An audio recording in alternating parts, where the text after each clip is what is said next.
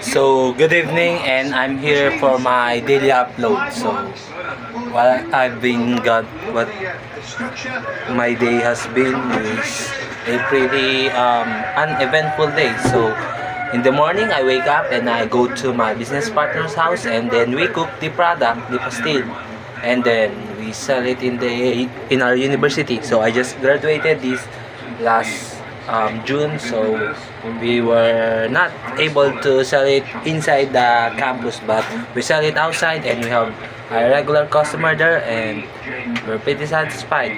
The canning tools have arrived today, and yesterday, and I delivered it to Carl's house, and yeah, that's pretty much what happened. And then I did talk or chat with my mother, and that's pretty much it. And I'm planning to do my exercise. Bye.